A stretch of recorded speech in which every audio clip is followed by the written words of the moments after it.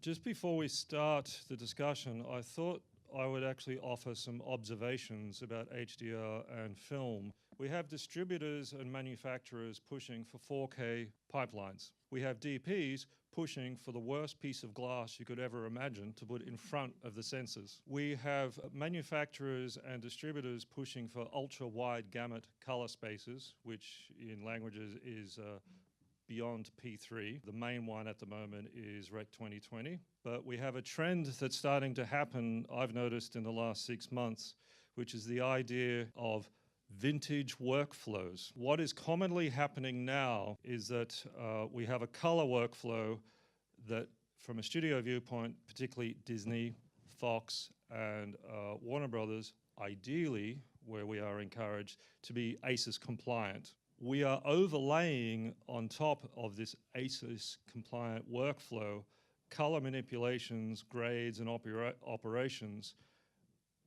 that are really going back to emulate what we used to do by sticking a piece of gelatin in a vat of chemicals. I've spent quite a lot of time over the last year trying to work out just what is it that we're kind of doing from a big picture viewpoint.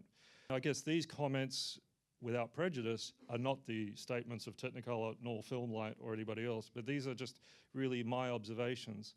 And that's, we have manufacturers of display technologies, projectors, monitors, who are pursuing the ability to display what I call fluorescent colors, which are high luminance colors with high saturation content. My observation is they're actually not very pleasant colors to look at, and that the filmmakers are actually pursuing colors that are beautiful, luxurious, aggressive.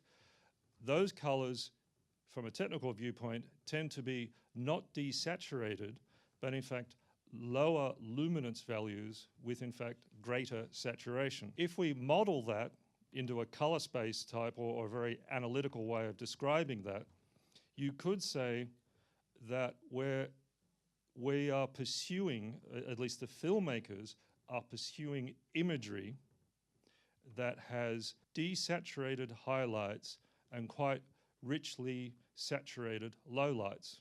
In terms of color spaces, the manufacturers and the display mediums are pursuing color spaces that ideally would display everything known to mankind. The definition of the ACES color space will in fact display, theoretically, colors beyond what we can even see.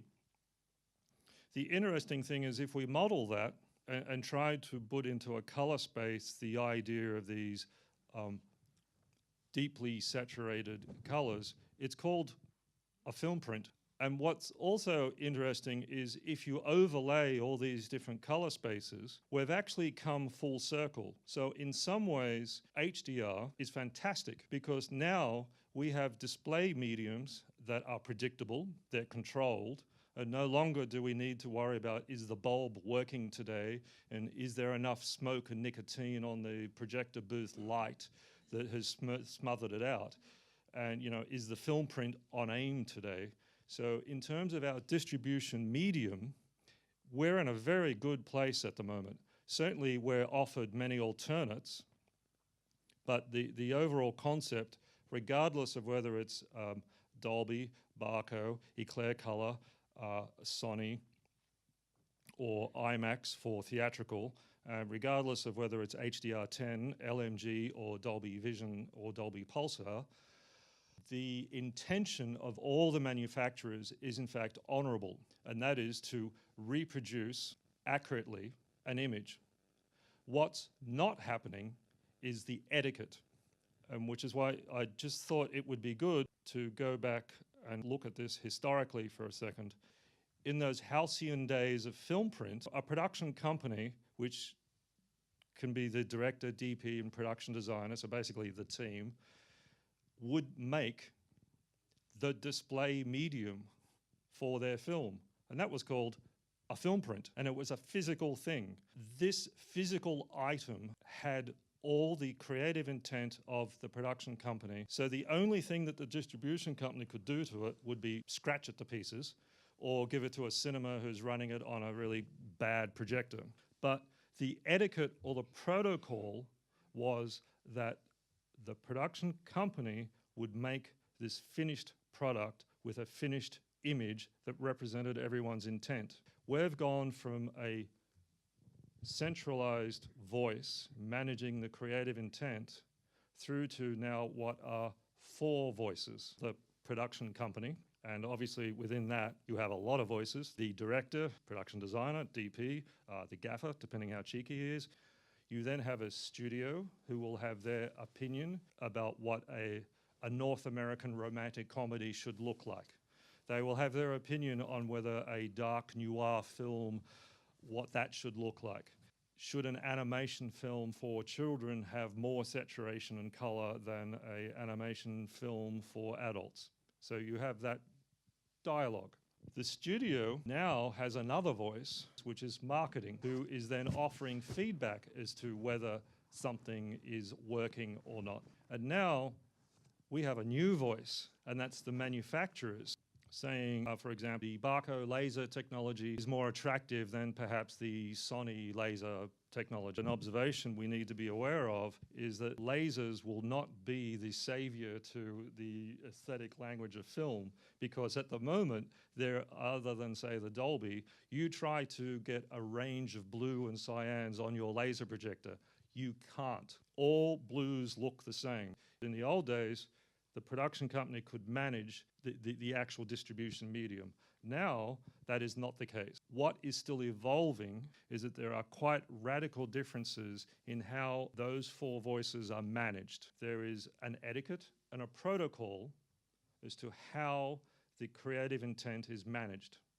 And it's also dependent on the agents defining in their contracts as to who gets to do the grade. Darkest Hour with Bruno and Joe Wright, once we started shooting, it became clear there's going to be something a little special about this film.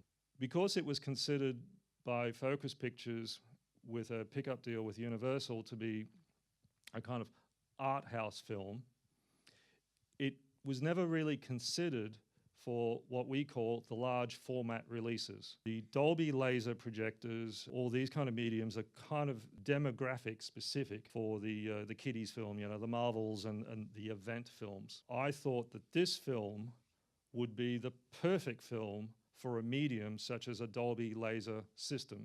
There was one explosion, and there's no alien battles,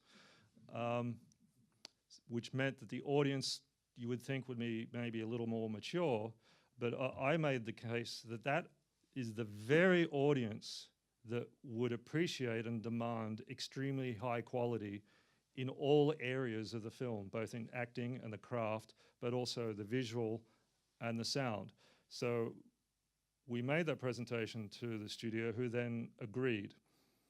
So we did a Dolby laser with a Dolby Atmos, and it's proven to be correct. And we also organized that the marketing presentations would happen on a Dolby laser projector. That's what I mean about trying to have that kind of dialogue, because there's just a lot of voices now. So that's, again, just another observation.